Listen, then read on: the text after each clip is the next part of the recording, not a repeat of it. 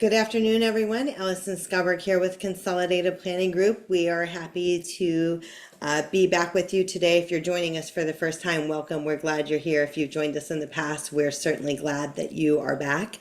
Today, we are going to be talking about Transitioning 101, and we are here with Anna Kluth with Daisy Consulting, and she has presented with us in the past. You may have seen her before in and around the Houston area. She's pretty awesome, so we're excited to go over this topic today with you. So the first things first, I always like to go over a couple of housekeeping items. We are in webinar mode today, which means that we can't see you or hear you, but we do invite you to put your questions in the chat box, and we're going to get to as many questions as we can during the time that we have together today. So if you're planning your afternoon, we're going for an hour or less. We aim to start on time and end on time every time. We want to be considerate of your time. So if you're on lunch or whatever. So Consolidated Planning Group, we are a holistic special needs financial planning firm. We're nationally certified as Social Security advisors and members of the Special Needs Planning Academy. And we help families, special needs families, families with a loved one with a disability, whether they're minors, whether they're adults. We have families all across the board, some that are brand new and they're getting a brand new diagnosis, and some that come to us and they're well into their 80s and their loved one is in their 60s. So all across the board. But transition is something that is kind of a buzzword in our community, and it's something that we think about, we talk about when it comes to planning for our loved one with a disability. And what's next? What's after high school? What's after some of these programs that may be out there? So we're going to be talking about some of those things today. So at Consolidated Planning Group, we always offer free personalized consultations to talk to you about the planning that you've done so far, and give some guidance. All of our thoughts and suggestions are in line with someone who wants to plan for a loved one with a disability that may have care needs for the rest of their life. Sometimes people definitively know we have a loved one that's going to have care needs the rest of their life. Sometimes families come to this transition point 16, 17, 18 years old, and we're still hopeful and optimistic. We're not really there yet, but we're still not where where we're going yet, right? We're still getting there. And so we help people put protection plans in place, lifetime care. We do a lot of transition planning. We help set up ABLE accounts, and we do a lot of advocacy by way of our webinars. You can find our webinars on our Consolidated Planning Group YouTube channel. You can subscribe to that for free. There are over 500 webinars on planning for special needs. If you can think of a topic, it is out there. SSI, Medicaid, Special Needs Trust, guardianship, Medicaid waivers. It goes on and on and on, because the truth is as parents with kids with disabilities, and I have two adult kids with disabilities, everything we do is hard. I don't know why it has to be so difficult. I find it unnecessarily difficult. But making sure that we have money in the right buckets and preserving eligibility for state and federally funded programs, knowing when and how to apply for such programs, we help with all of those things. And so what I want to say is, if you're here today and if you've ever felt overwhelmed as a parent, kind of muddling through some of these things, don't feel overwhelmed, feel empowered. Go out to that YouTube channel, check it out. There's a ton of tools and resources out there for you for free, so it can help you on your planning and navigating this tough journey, because you are not alone. I always like to let people know that they're not alone. It's not you. I've thought that before. Is this me? Am I making this difficult? No, it truly is hard. So you guys are definitely in the right place, and we're excited to go over some of these tips today. So having said that, again, I just invite everybody to put their questions in the chat box today as we're going through. We'll get to just as many as possible during the time that we have together today. And Anna, thank you again for being here with us today. And I'm going to turn it over to you.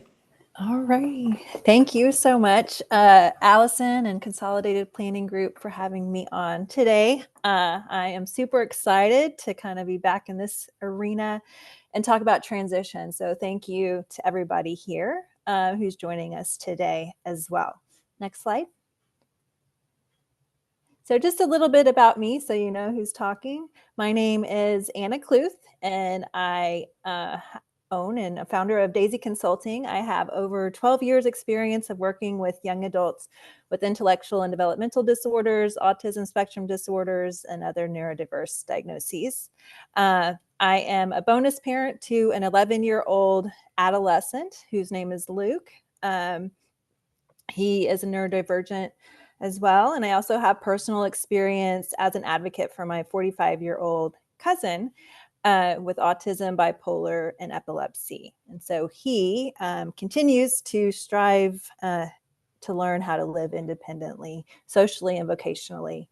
Over the years, I have been a program director at a nonprofit serving adults with ASD and IDD here in the Houston area, as well as a senior planner for the largest workforce board in the United States. So partnering with TWC Vocational Rehabilitation Services, over 45 school districts, many nonprofits, all creating programs and supports for transition age students. I've led large-scale internship programs for over 600 students within a 13-county region. I'm also a certified job coach who has worked one-on-one with many individuals with permanent employment outcomes. And so from my personal and professional experience, there seems to be a disconnect from the younger years to the adult years for individuals who are neurodiverse and really any disability. And so you'll probably hear me repeat that too, just that disconnection. And it's never too early to start thinking about or planning for transitions and all of those transitions that are coming up. It can be overwhelming if you try and think about it all at the same time. But it is something to begin thinking about at an earlier age. One thing, Anna, that I remember, and my kids are out of school now, but I remember, starting high school and thinking we had all this time, because 4 years seems like it's a long time, and it goes by super, super quick. And so I'm such a fan, because I think what we're trying to prevent, there's so many options out there. It was kind of muddling through what those options are, but what we're trying to prevent, whether your child is leaving the public school or private school at age 18, 20, 21, 22, what we're trying to prevent is that they're coming home and they're doing nothing, right?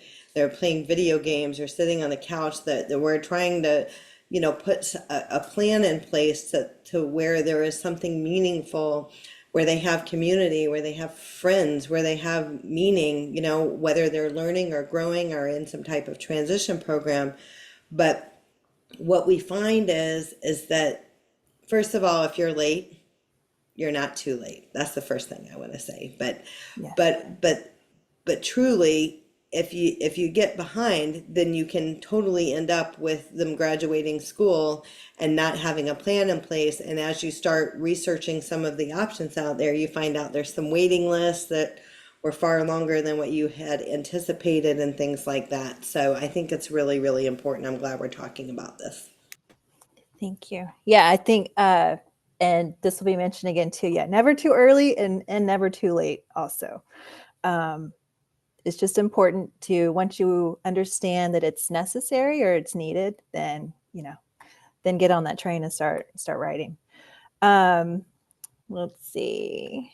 So before we get started, I always like to start with an icebreaker, and I hope you will participate if you're out there. We always talk about superpowers of our neurodiverse kids out there. And so I just want to ask you guys, what is your day-to-day superpower that you have? You probably have more than one, depending on what you're juggling in life. But I just always like to ask, what are your superpowers? So mine, I think, I like to organize. I'm a list person, kind of like an efficiency. That's kind of where I thrive. Allison, do you have any superpower? I know you have a lot of superpowers. One, I think I'm an over around it through. I'm a fierce advocate. Over around it through, figure it out. I have called my journey as a parent with kids with disabilities of the relentless pursuit of information. I'm going to figure it out. I may not have all the answers, But if we hit a roadblock, we're going to find a solution. And I would say that's probably my superpower. Yeah. And I would agree, just from knowing Allison in the past, when I was formerly at Workforce Solutions, advocating for your daughter to get services, quality services, all the things that are needed. So For I sure, definitely for agree. sure. And this is being recorded. Everybody's being shy today, so on their superpowers. But so everybody's going to get a copy of today's slides and a link to the recording. So I always like to mention you don't have to take notes on everything you hear because you are going to get the slides. But don't be shy to tell us what you feel like your strong suit is and where you come in at.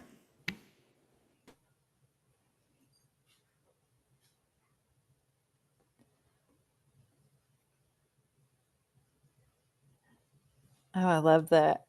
James's OCD and label everything around the house. I think we would get along very well. Compassion, juggling college courses while oh, that's great. Helping and finding resources.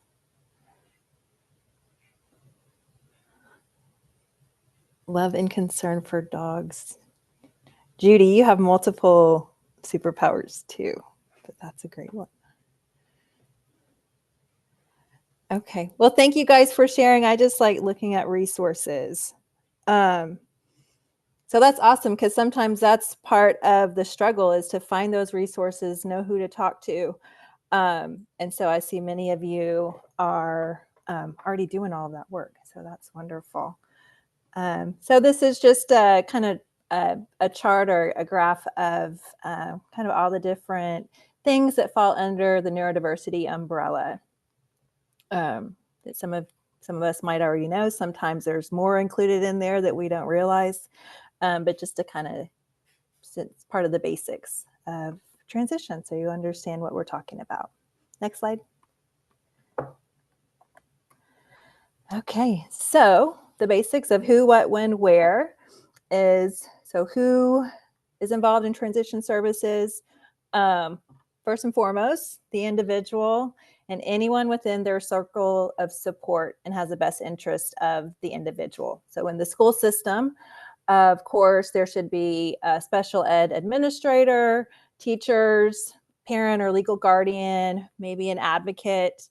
Once you reach the transition age, you can start calling TWC and requesting a VR counselor, and then any other type of therapist who can help bring knowledge and information on how to best support that individual at any age.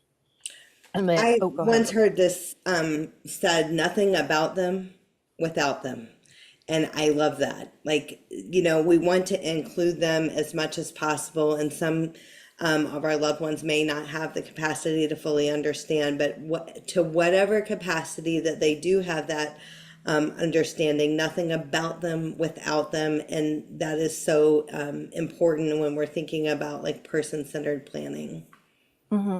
I like that too. I've not heard that. That's nice. And then, so outside of the school setting, the who, you can make that circle of support bigger, at least to get information for planning purposes. So it might include more family members, siblings, cousins, anyone else who is, has a close relationship with the individual or child. And then, of course, later on or at some point, you need to include, special needs financial planner, special needs attorney, or just all of those supports if we're thinking long-term for that individual, because again, you can never start too early for planning. Might include friends, employer, job coach. It doesn't mean they would be involved for the whole transition planning or lifetime of that individual. But insight from any relationship that individual has is always helpful for the most intentional planning. So what? The definition from TEA is a set of activities designed to help the child move from school to post-secondary school activities. So notice that word child in there. And this would include social, personal care, vocational training and supports, soft skills, and hard skills as well. So when in school in Texas by law, and I know some people might not be in Texas, so the age might differ, I'm not sure. But transition planning must include the student when they turn 14. But what we know and kind of what some of us may have experienced is that's not always the case or even understood by the parents. So many instances where you might hear they don't need to start till, they're a junior or senior, or they don't need to think about that yet. But you can start at any age. An example for Luke, we just switched schools for him because he wasn't getting the best supports where he was in elementary. And at his new school, they've already started, he's more a part of the discussion, as well as getting him to think vocationally. So it's just interesting to how different schools and school districts vary as far as implementation and what's included in those IEPs. So just something to be cautious about and look forward to. Then the where of transition services everywhere, right? In the school, home, community, work, with friends. We're always working on goals within our transition plans. And so one more question for you guys. What do you think? Why do you think transition services exist, or why do you think transition services matter? This is the last question you have to write in the chat too.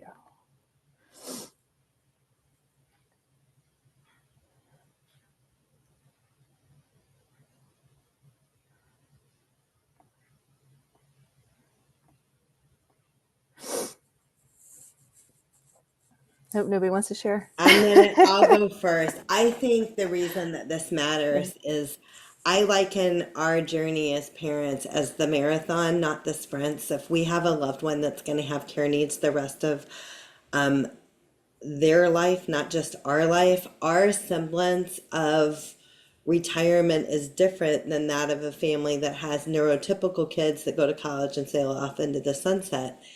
And so I think transition planning is going to help everybody be their best self and have their best life. So I never have to tell parents that you should think more about your kid because that's all we do is think about that, like I said, the constant pursuit of information. But what I do have to say sometimes is I need the parents to think about themselves and what they want for their life and their retirement and what does this look like. And I think this planning is so critically important because we don't know what the future holds. We may think that we're going to have the ability to provide the caregiving services that we always did for many, many, many, many more years. And maybe we will and maybe we won't. But I think I'm a fan of having a backup plan. So there's nothing wrong with any family that wants their child to live with them indefinitely. There's nothing wrong with any family that has a vision of outside residential living situations for their loved one at 18 or 25 or whatever that age is. But I think that the key is the planning, and so that way you have a happy loved one, and you also have some balance in your life and some semblance of what you hoped for in your own retirement. Thank you. That's good. And that's a good point too, just that, oh, I lost my train of thought. I'm so sorry. It'll come back to me, I'm sure. That's okay. And then we had a couple in the chat box to make a path to independence smooth. And that's the thing, is one of the things that I think about, and you guys know this, if you've had any struggling learners or anything like that, everything that we do, I always use the term that we're late to the party. We get there and we come big, but we may be a few years behind our peers or whatever. Is part of the thing. If we have kids that are neurodivergent, they learn a little bit differently. But whatever that path to independence looks like, I think that that's so critically important. And someone said help plan for future supports. That's also important because it does take a village. It's not just you as a parent who are your, who are the other people that are going to be, in your circle of support that Anna was talking about? Yeah. All right. We can go to the next slide. And so for me, this is one of the more important reasons of why it matters if we're talking about future employment and career goals and vocational goals. So you can find different statistics out there. I've seen some that say as high as 80% is the unemployment rate for neurodiverse individuals. Um, so I found this one, it's 30 to 40% is the unemployment rate for neurodiverse adults, and that's 3 times higher than the rate of people with disabilities and 8 times higher for people without disabilities.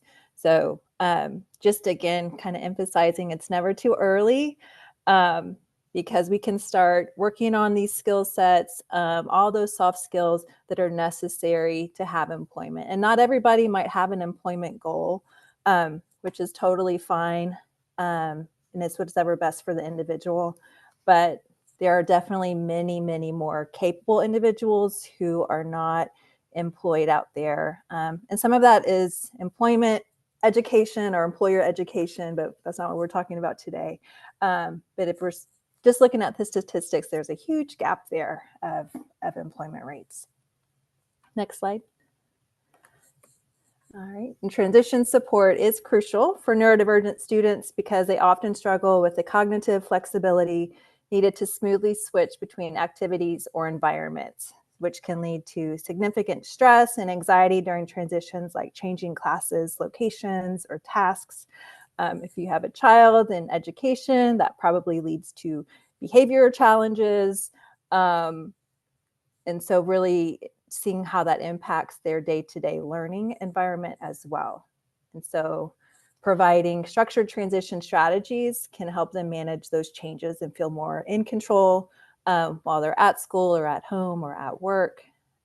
Understanding both strengths and challenges for your loved one also helps to create a strategy to provide the right supports to achieve those goals. And thank you. So supports before, during, and after, and we're talking about the defined ages of 14 to 22 here, really. So before transition age starts, and as soon as a child has a diagnosis, you should really look into getting on an interest or waiver list. If you have not heard of this or not sure what that means, please ask someone, or you can contact me and I'm happy to provide more information. But some of these lists are 16 to 20 year wait list. So, and they are fairly easy to get on considering the services that are provided in a timely manner. I just want to chime in and say that for anybody that's attending from out of state, all states have Medicaid waivers, and some states don't have any waiting list at all. So you can get services. And what these Medicaid waivers are designed to waive off some of the cost of care for caring for an individual who has a disability to keep them in home and community-based services. There's different waivers, and different waivers do different things, and there's different budgets, but they may pay for attendance services or respite services or various therapies. Some might pay for minor home modifications and things like that. So the waivers are good at defraying some of the out-of-pocket expense as a family that you may have. And as she mentioned, the waiting lists in Texas are quite long. So you do want to make sure that you get on those lists sooner versus later. One place that you can check to see if you are on the list is your Texas benefits. So that's the Medicaid login. You can log in there. If you don't have a login, you can create a login. And if your child is on the list, there is something on the right-hand page, right-hand side of the page. It says interest list, and you click that. It's a few clicks away, and it'll tell you where you are on the interest list. And if you don't see anything there, then that might be a sign that you need to get on them. There are lots of waivers, and we have an entire webinar on the Medicaid waivers in Texas, so you can check that out on the Consolidated Planning Group YouTube channel. Thank you. Yes, and I have attended quite a few of those. Those are really helpful.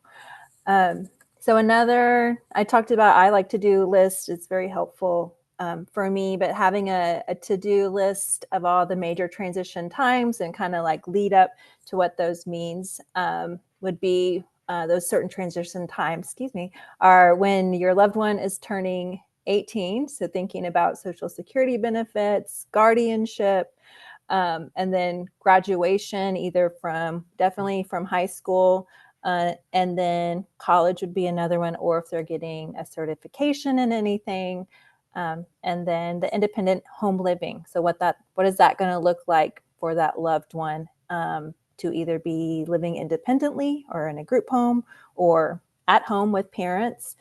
Still want to be budgeting and planning for what that looks like as they're an adult and they are becoming more independent. And if you start earlier, then when transition age comes around, it should be more filling those gaps and not starting from scratch, which will hopefully keep the process a little less intimidating as a parent. And then after transition age in high school, there's always continuation of supports and goals. Just like all of us in our day-to-day lives, we have different goals and things that we strive for. And so we need to be making sure that we still provide those supports to the individuals after they graduate and even are living independently. And so we can move on to building a successful transition plan. Most importantly, it needs to be person-centered, intentional, and also realistic. So your loved one should have the greatest input into their plan with consideration of their circle of support, and goals can be divided into short-term, medium, and long-term to, again, make it a little less stressful and easier to achieve. Communication and self-advocacy should always be included in all the goals. That's what helps our loved ones get through their day-to-day. And then collaborate with the schools, families, community, constantly monitoring progress. And it doesn't always have to include data points, but just having those regular check-ins with all the people that are in our loved ones' lives to make sure that they are achieving what they need to achieve and then making adjustments as necessary. Next slide. Okay. And I do have a really funny clip here that's not working. So when we send out the recording and the slides, I'll add it in there. It'll be your little bonus present. It's like 20 seconds, but it's pretty funny. And one thing I've learned over the years is that not everyone wants or has the desire for friends. And so just want to make sure to kind of say that out loud and that that's okay. And it's important to find out if that's something that the individual really wants and what that can look like. And if it's not, you'd still need to learn the skill to be friendly. So that's an important life skill to have at work, at church, school, all the different places. And then also providing different types of social opportunities can allow for the individual to choose their boundaries and how to respect other people's boundaries as well. Next slide. So personal growth is just exactly what it sounds like. It's more of those day-to-day daily tasks. So cooking, budgeting, could be some financial literacy in there, time management, managing emotions, and building self-esteem, addressing sensory needs, and again, self-advocacy is always a part of every goal. Okay, and all things lead to vocational goals for the most part. And knowing the skill sets the individual already has, excels at, and then also any challenges will help find a match for the preferred career. So that's kind of where the realistic part comes into. So some career goals, you might need certain mobility levels. And if someone doesn't have that, then we would need to find something different or similar that is still of interest to the individual. And there are many different work-based learning opportunities. Most high schools have a work experience programs. Again, the vocational rehabilitation services They have what's called pre-employment transition services. And there are also direct support services out there. So TWC has a great program and everyone should know about it, but there's also other avenues of getting those supports as well, that sometimes entail a little less paperwork. And there are private pay options, where you don't have to necessarily question the quality of services, and knowing that you are getting those more direct, individualized plans as well. So vocational rehab, that's something that we've definitely done webinars in the past, and we've served a lot of families that have had a lot of success with VR, and then we've served other families that have had limited success and frustrating experiences with those types of services. And I would say that if you've had a frustrating experiences, you're not alone. There have been some staffing shortages and other things like that over the years of these programs, but ultimately what these programs are designed to do is to close the gap on our loved ones with the disabilities impediments to employment, because of those stats that Anna gave earlier of the underemployment, unemployment, all of those types of things.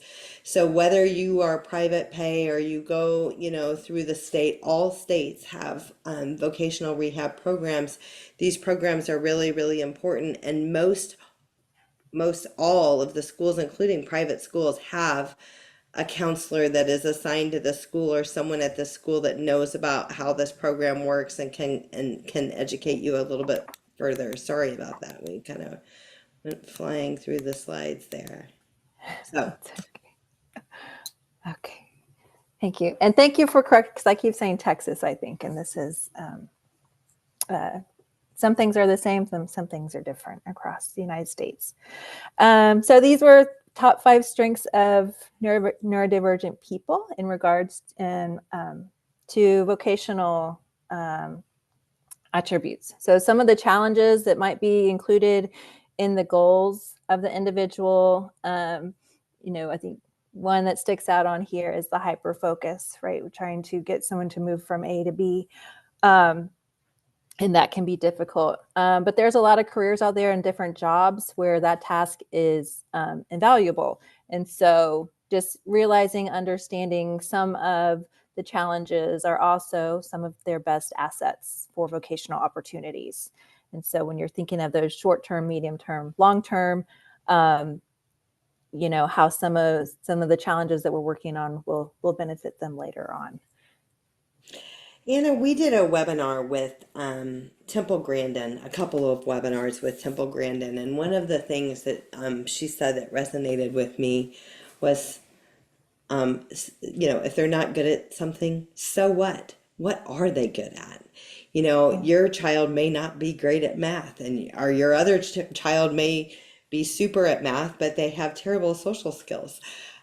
So basically what she was saying was, so what? What is their gift? And because sometimes as parents, we're getting hung up on what they can't do, as opposed to looking how they shine at these other things and finding a job that kind of lends itself to what they're great at, and not making a mountain out of something that they're not great at. So I just thought that it really hit home with me.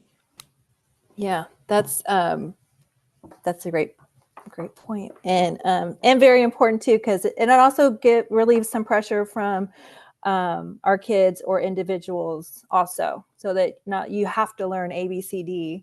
We're going to do something that you are already excelling in and learn how to implement it in a real life job situation. So yeah. And then path to success. So as a consultant, the areas I focus on for successful transition planning are here on this slide. And one thing is not on here is financial literacy. So that is a pretty big one too. So I apologize on that. But as you can see, communication and self-advocacy are listed under each path, and all these paths are interchangeable, and depending on what the goal is, the age, and the outcome you're looking for, we'll put that individualized plan together. So you're basically a consulting that a person could hire to work one-on-one with their student, with the parent, with the student, and first assessing what the goals are, kind of assessing where are they, kind of a snapshot in time of where are they right now and where are we trying to get to. And then you put a very specific individual plan in place, and moving them in the direction of the direction that they want to go. Is that right?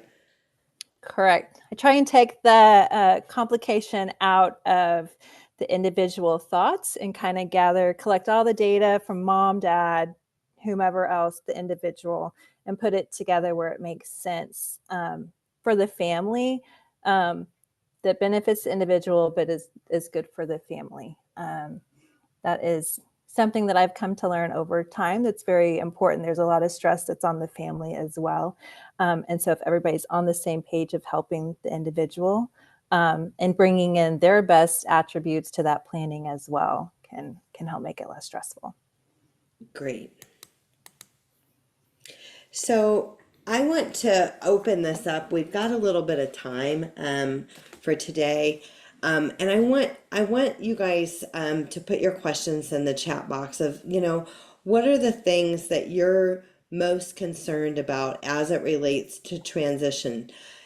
Some families are thinking about housing, some families are thinking about employment, gainful employment. Some families did maybe an 18 plus program at school and they're not ready for higher education.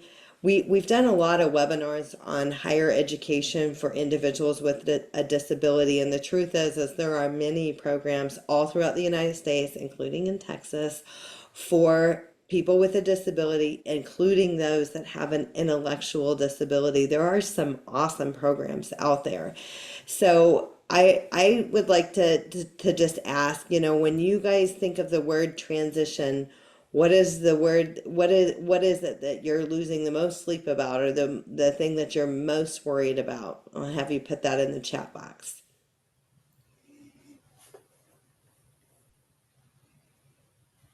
I know for me, I'll start while we're waiting for them to put their comments in there. Whenever my older daughter was transitioning, I mean, I eat, sleep, and breathe this. This is what I do. I know this stuff backwards and forwards. And I would say I thought it was pretty overwhelming of all of everything that changes when they turn 18. You go from a public benefit perspective of many, oftentimes people don't qualify for anything oftentimes prior to the child turning 18, and then all of a sudden magic 18 happens, and it's no longer based off of the parents' income and assets, it's based off of the child. And so again, having money in the right buckets and applying for the various programs. And then one thing I'll say is it's no small feat applying for VR. The stuff that you have to upload and kind of all of the paperwork that is involved with that is a process. And I know for many it has felt overwhelming. So we've got a couple of comments.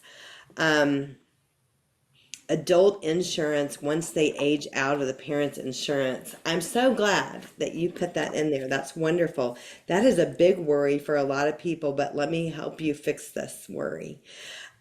First off, when we have a child whose disability started prior to age 26, there is a form, your group health plan through your employer, your HR department, there's a form, and you may call and you might get transferred 15 times because nobody even knows this exists.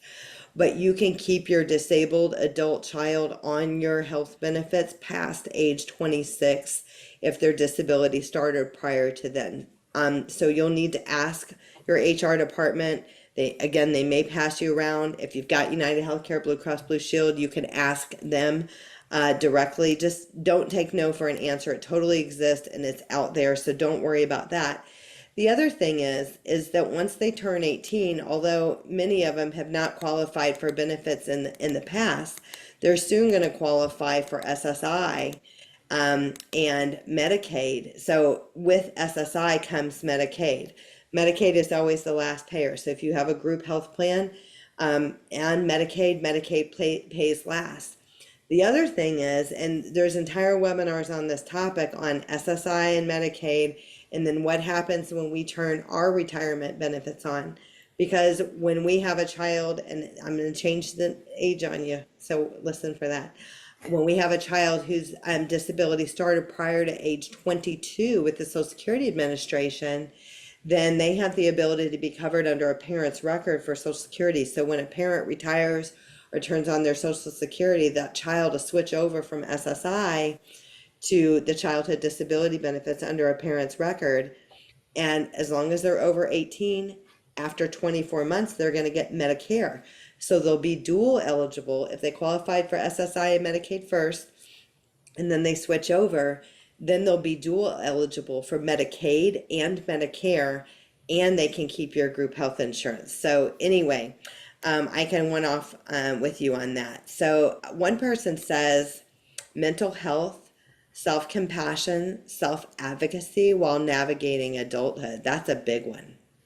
Do you want to, do you have a thought on that, and kind of some of the things that you work on with a student on that? I know we've seen a lot more mental health challenges since COVID. Yeah, I think all of those are can be very scary to think about and concerning, and also stem from confidence. So I think some of the just the skills that you work on socially or vocationally, and allowing the individual to have that sense of success, completion, and build their confidence, that can help with that self-compassion component. Also learning that it's okay, kind of what Allison was saying earlier, if we can't do something, there's other ways to do it. And so not being too hard on yourself, and then knowing how to ask for help. So that's something we work on a lot for that self-advocacy, knowing when to ask for help, if you need to ask for help, and also just talking about yourself. And if you want to disclose who you are and your disability, learning how to do that in the right settings as well.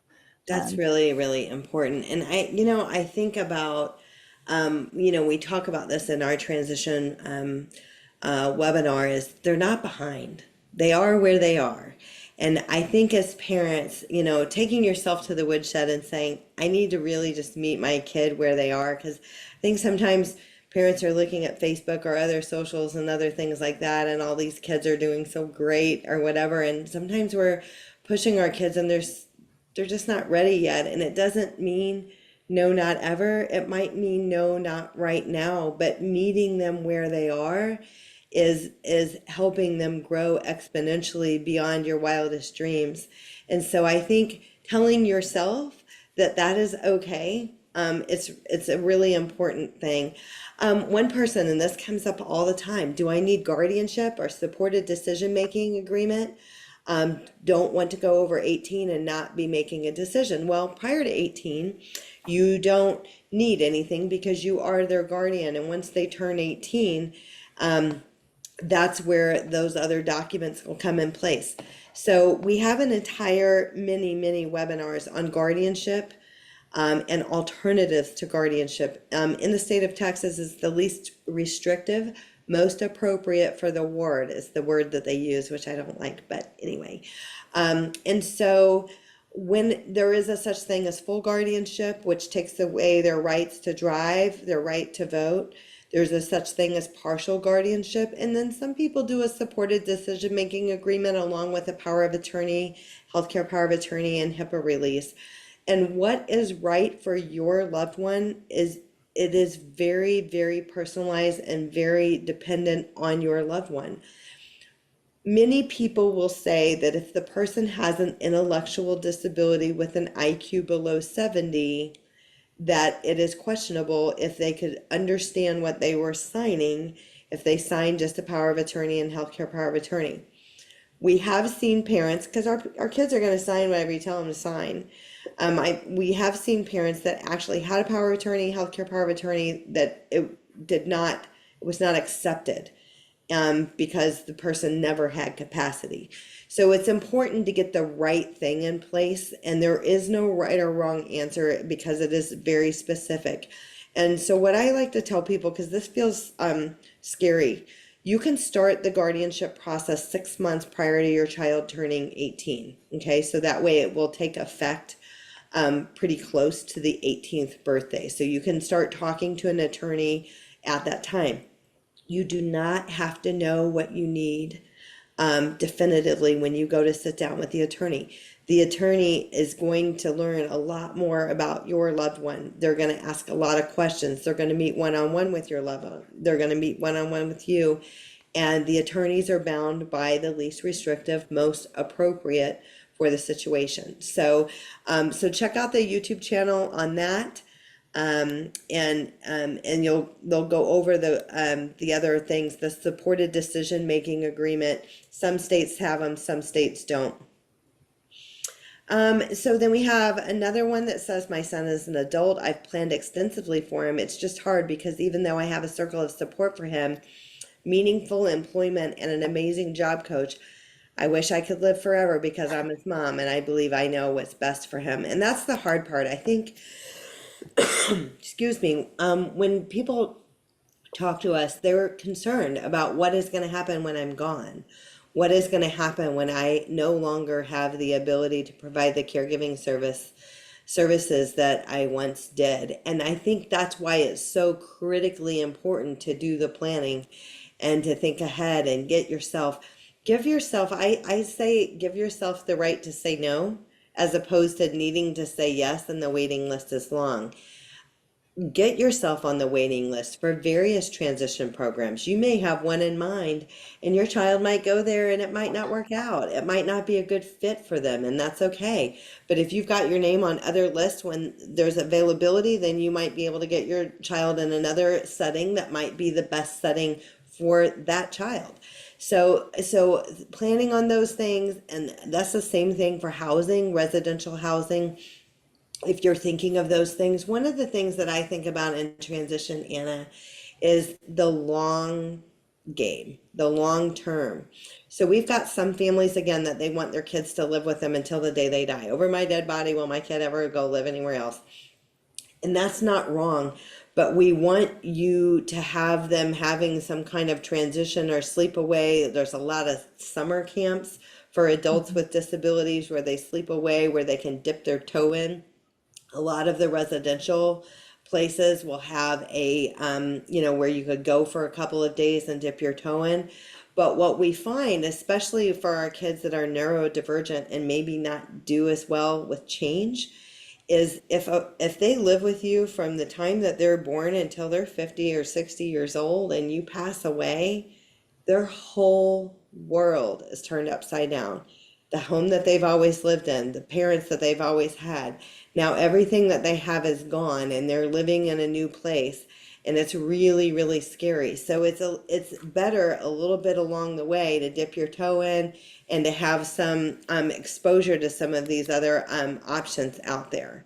And so someone said also that their son definitely has the HCS waiver now, which is Home and Community-Based Service waiver, which again defrays some of the costs. It may pay for the transition program.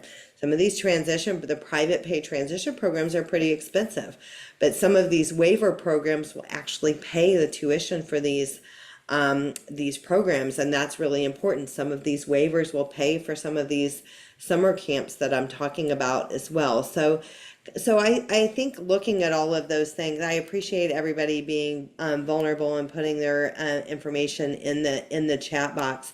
One of the things that I always just like to mention as we're transitioning, I mentioned earlier that a lot of times that a lot of our loved ones don't qualify for SSI and Medicaid prior to turning 18. Sometimes they get Medicaid through MDCP. There's other reasons why a person gets Medicaid, not because they're indigent, but because maybe they're medically fragile.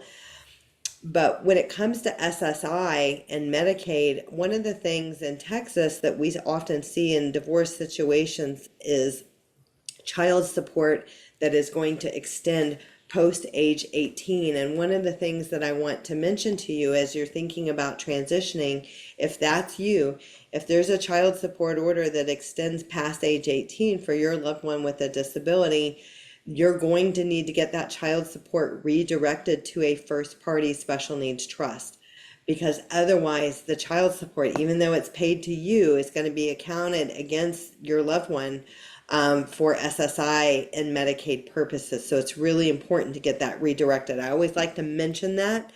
And then the other thing that we talk about is special needs trust and able accounts. And I think this is on our next slide. We have webinars on all of these topics. But a special needs trust and an able account, those are two places that we can have money for a loved one with a disability above and beyond the $2,000 limit that is what we see for Medicaid. So we have entire webinars on the special needs trust and kind of how to fund them and what we need and why we might need one. As well as webinars on the ABLE account. The ABLE account is under the tax code 529A, and it's achieving a better life for an individual with a disability.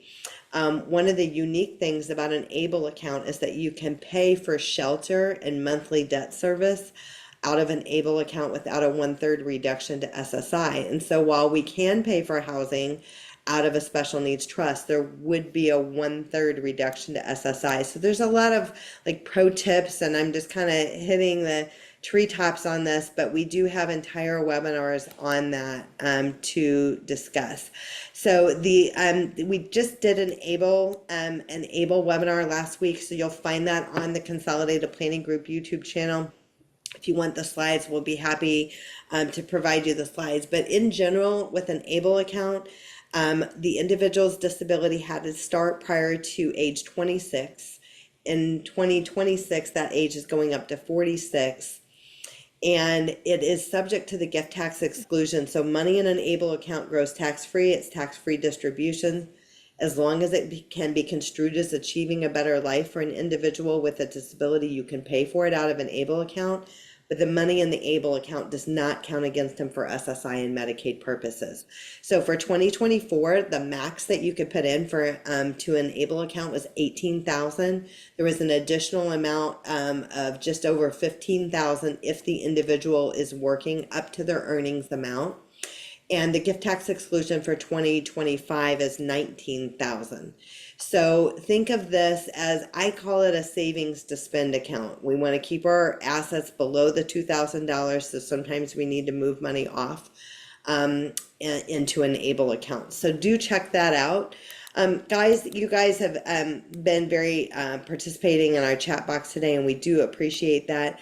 We have upcoming webinars, and this link, we're going to send out the slides and the recording for today's presentation, and this link will have our upcoming webinars, and you can kind of see what topics that we've got coming up. It might be for the track that you're on. And again, all past webinars are going to live on that YouTube channel, so you can search them accordingly. We work on a collaborative team here at CPG. Again, we're nationally certified as Social Security advisors, members of the Special Needs Planning Academy, and we stand ready to help you on your planning journey. So whether you're a person, you've done a ton of planning, where we love that, and you need a second opinion or a look under the hood, you want somebody else to look at this, make sure I've got this right, I've got my T's crossed and my I's dotted. We definitely do second opinions. Maybe you're a person that's on here and say, I'm embarrassed on what I haven't done. And again, it's not about looking back, it's about looking forward, and we can meet you where you are on that. And for some people, they've done some planning, but maybe put it on the shelf for a little while, and then they were going to get back to it, and then life happens. Life is so busy, and then you never got back to it. You kind of need to dust it off and kind of pick up where you left off. We're definitely here to help you with that. This QR code that is on your screen, you can open your camera app and just hover over the QR code, and it'll take you to our calendar where you can connect with us and schedule your free personalized consultation. So Anna, tell us, I'm going to go back to your contact information as well, because you've got to schedule a chat and visit the website for all of the families that are here today that would like to learn a little bit more about your services. You offer a free personalized consultation. Yes, free 30-minute consultation, and at a minimum, you can learn about new resources. At a maximum, then we could put together an individualized plan for your loved one.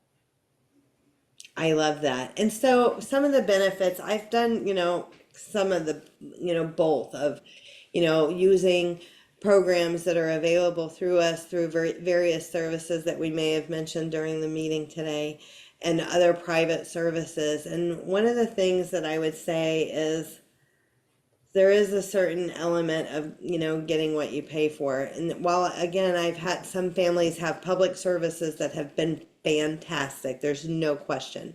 I've had others that have been really, really trying for many, many years with those services, and they haven't had the results that they had hoped for. So if that's you, reach out, have a consultation, and learn a little bit more about the services that Daisy Consulting provides and how they may help your loved ones. So it's certainly been our pleasure, Anna. It's been my pleasure to be back with you again today, and we'll look forward to partnering with you again soon. Thanks everyone for being here today, and we'll Thank look you. forward to catching up with you all as well. Take care. Bye now.